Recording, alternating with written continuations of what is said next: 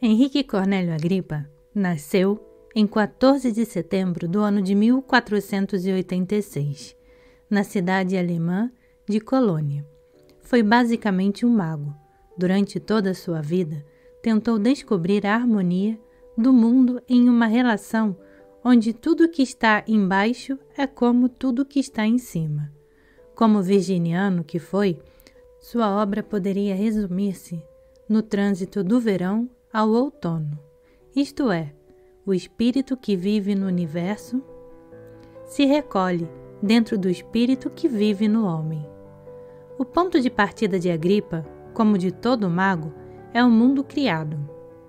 Isso não se diferencia muito do pensamento dominante da sua época, claramente de direção científica, mas a diferença deste, Agripa não acredita que o conhecimento do mundo tenha sido dado pela acumulação infinita de informações que oferece o mundo criado, onde a única forma possível de conexão e elementos do saber é a soma. Agripa busca a realidade sintética que ordena o mundo criado, que inevitavelmente está atrás do visível, oculto. É a energia que anima e organiza a natureza. Seu conhecimento é uma filosofia oculta, isto é, estritamente o esoterismo. Já que o oculto do mundo criado, considerado como unidade e não soma de partes, somente é compatível com a concepção do Criador. Para a filosofia manifestada, o centro de um círculo, como exemplo visual, o criado, a criatura, o corpo, enquanto que a periferia é o Criador. Para a filosofia esotérica, a relação é inversa. No centro do círculo se situa o Criador, e na periferia, as criaturas. Agripa segue o segundo esquema. Se move para o interior das coisas, para o espírito, aprisionado no coração dos elementos do mundo criado. Para poder reconhecer o espírito interno, Agripa buscou e estudou toda a sua vida. Se interessou apaixonadamente pelas mais diferentes disciplinas. Viajou por toda a Europa buscando informação sobre qualquer doutrina esotérica, fosse magia, alquimia, astrologia, cabala e etc. Sua vida, como sua obra, foi agitada e intensa. Aos 23 anos começou a escrever uma síntese de tudo o que sabia. A chamou Filosofia Oculta. Uma parte desse livro é a presente Numerologia Oculta. Agripa ordena sua filosofia oculta em 3 partes. Uma primeira sobre o mundo natural, Magia Naturalis. Uma segunda sobre o mundo superior, Magia Celestialis. E uma terceira sobre a inter-relação dos 2 mundos, Magia Cerimonialis. A parte que se ocupa dos números é o princípio do segundo livro, isto é, o fundamento para poder explicar o mundo de cima. Para Agripa, a compreensão das ordens celestiais se baseia nos números. Ele diz: o conhecimento das inteligências criadoras não pode representar-se mais do que com as figuras dos números e seus caracteres. Essa concepção dos números não pode partir de outro lugar que não seja as doutrinas que explicou Pitágoras. Platão, em sua obra claramente pitagórica, explica: o que em realidade era eterno era a substância do modelo vivente, e era impossível adaptar inteiramente esta eternidade ao mundo criado. Por esta razão, seu autor se preocupou de fazer uma espécie de imitação móvel da eternidade. Enquanto organizava o céu, fez a semelhança da eternidade imóvel e una, esta imagem eterna que progressa segundo as leis dos números. A numerologia oculta consta de 27 capítulos. Desses, 3 são introdutórios. 12 são os que se estudam particularmente cada número e 12 mais os que relacionam os números com os diferentes sistemas sincrônicos, tais como distintos alfabetos, figuras geométricas, música ou o corpo humano. A definição particular dos números a faz Agripa confrontando os dados aos que têm acesso. Fala, por exemplo, os hebreus, os egípcios, os árabes, os persas, os magos, os gregos, os turcos, os latinos. As coincidências vão revelando o conteúdo de cada número. Agripa mostra e compara os diferentes exemplos, embora não os demonstre.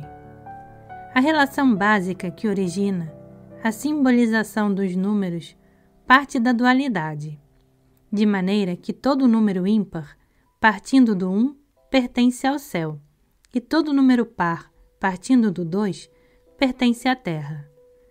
Nesta relação se encontra o mistério da criação, o Gênesis bíblico, já que liga o Criador com a criatura, em cima com embaixo, o tempo com a eternidade.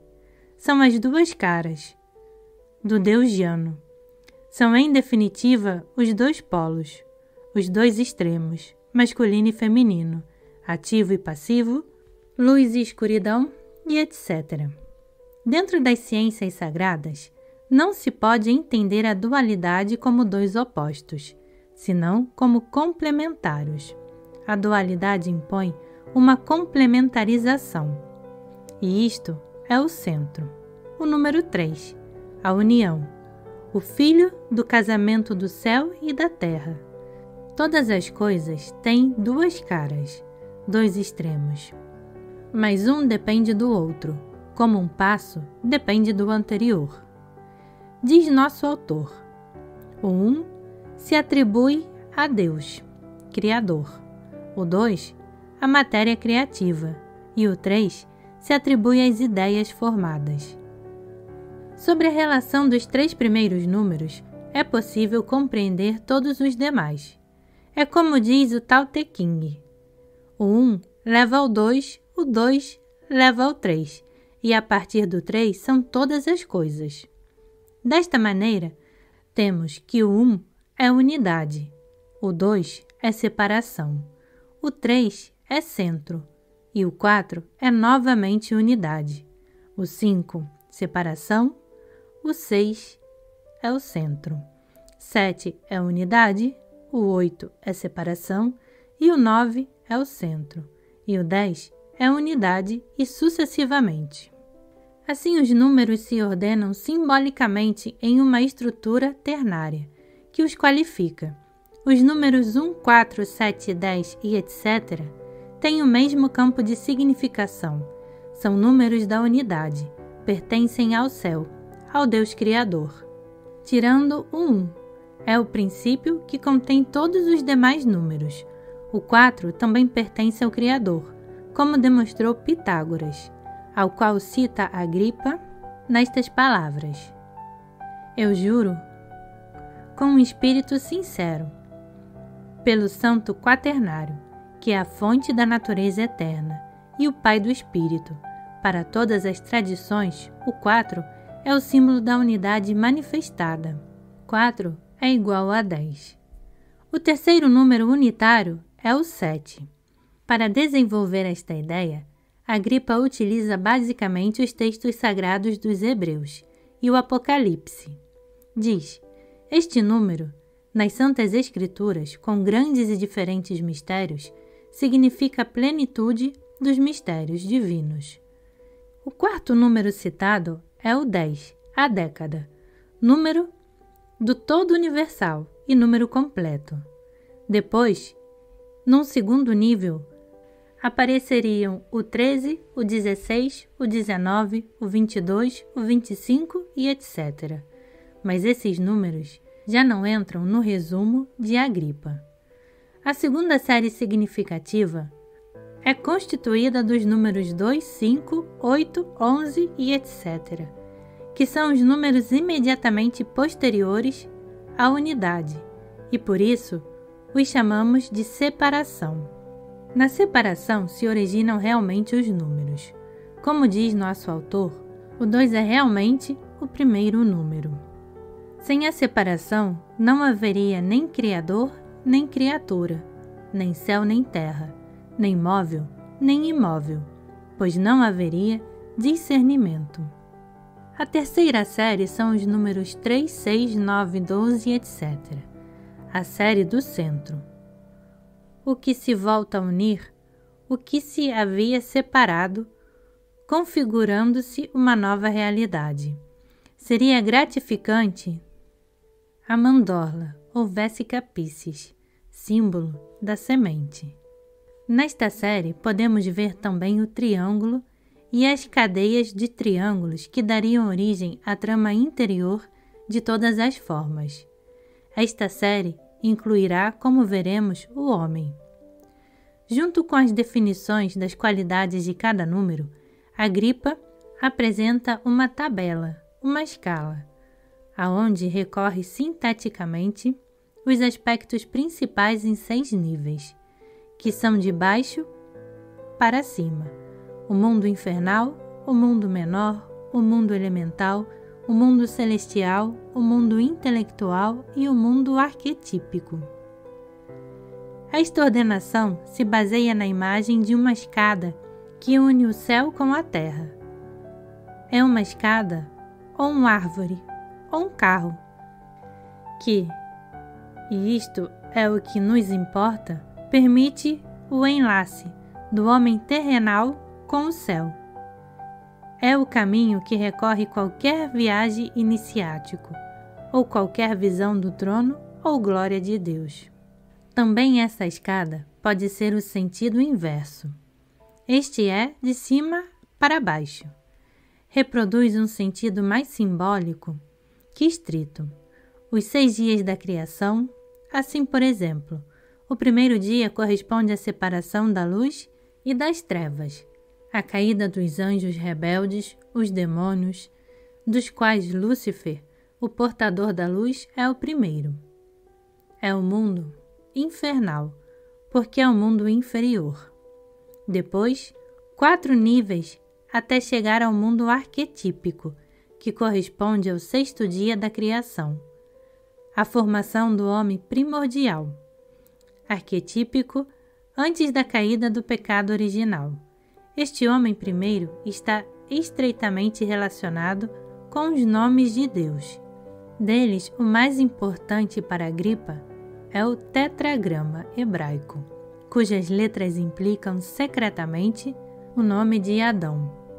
Na segunda parte do livro, Agripa relaciona os números com 12 sistemas sincrônicos, de maneira que não importam tanto as propriedades de cada número particular, como a inter-relação que se cria entre eles. O autor passa dessa maneira do que é uma abstração e que, portanto, não tem forma a entidades formadas. Agripa começa mostrando os conjuntos que dão caráter aos números, isto é, os signos utilizados em diversas culturas para reproduzir as abstrações numéricas. Primeiro, dá conta dos signos numéricos, escritos, entre aspas, com as gesticulações das mãos. Pois parece que os sábios santos antigos queriam provar com isso que eles haviam inventado todos os números, as medidas, as proporções e as harmonias, a imitação das articulações do corpo humano. Esta escritura, entre aspas, gesticulada, é explicada por Agripa a partir dos ensinamentos de Beda e a tradição dos magos. Depois Agripa dedica 3 capítulos a relacionar os números com as letras de diferentes alfabetos. Utiliza os exemplos da representação numérica dos romanos, dos gregos e dos hebreus. Anade algumas considerações sobre os caracteres dos caldeus e dos magos. Destas possíveis representações, enfocaremos brevemente na mais importante para nós e para Agripa, as letras hebreias. Nelas existem enormes mistérios ocultos, segundo o que está expresso na parte da Cabala chamada Notaricon. Ao que alude Agripa é, como se sabe, uma mística da linguagem baseada no alfabeto hebraico que permite a leitura dos textos sagrados e cujo interesse é inseparável do interesse pela numerologia. Segundo Scholem, a relação numérico-alfabética está incluída na criação do mundo.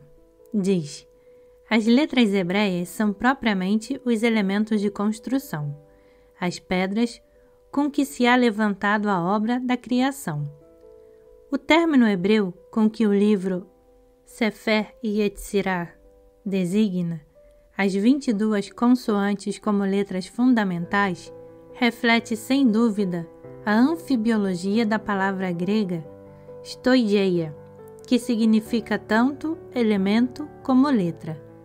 Agripa termina explicando a maneira de adivinhar a partir da ciência dos números, letras, nos nomes dos indivíduos mediante técnicas mágico-cabalísticas. Não querendo deixar de lado nenhum aspecto, nosso autor expõe a continuação as correspondências entre os números e as divindades dos romanos, de maneira, por exemplo, que 1 é Júpiter, 2 é Jano e etc. Ou com os astros, onde 1 é o Sol, 2 é a Lua e etc. Também mostra as correspondências com os elementos fundamentais. Atribui ao ar o número 8, ao fogo 4, à terra 6 e à água o 12. O seguinte capítulo é, ao meu entender, o mais importante do livro, entendendo a importância enquanto problema próprio da numerologia. Mostra o que Agripa chama das tabelas dos planetas, mas que são mais conhecidas como quadrados mágicos. Guénon fala deles com uma disposição numérica que se remonta à tradição original. A diferença dos outros capítulos, onde é necessário saber bastante sobre as referências que utiliza Agripa. Aqui, a simples disposição das tabelas ou quadrados permite a qualquer pessoa entrar no sistema sincrônico dos números, que é o fundamento para compreender as artes sagradas, como o templo ou os objetos rituais, ou o capítulo seguinte, o 23, que faz referência às figuras corpos geométricos, ou como os capítulos 24, 25 e 26, que fazem referência à música. Agripa, como mago, nos fala dos poderes da música que poderíamos resumir com um ditado popular: a música acalma as feras. A importância da música, de suas harmonias e seus acordes, está em relação direta com a importância do espírito, com aquele que contém animação, que é, logicamente, aquele que respira. Agripa situa o canto como o mais importante dos instrumentos, porque ele tem a mesma essência que o éter primordial. Diz: o som é o espírito, e a voz é o som, e o espírito animado. Existe uma concordância direta entre os sons e os acordes com os astros e demais corpos celestiais. A esta concordância, Agripa dedica o penúltimo capítulo e nos desenha uma imagem do corpo humano. Nos fala de suas proporções, suas medidas e suas harmonias, desenhando, como fazia seu contemporâneo Durero, o homem arquetípico, esta realidade sincrônica que somos e que é a imagem do mundo. Não há templo nem rito sem o homem, nem voz nem palavra sem o corpo do homem. Nele reside o sagrado na terra. Embaixo é a morada do espírito. A época em que viveu Agripa, na passagem do século XV ao XVI, é uma época de grandes tensões históricas e políticas, de grandes discussões sobre a filosofia, arte, religião. Agripa nasceu 3 anos depois de Lutero.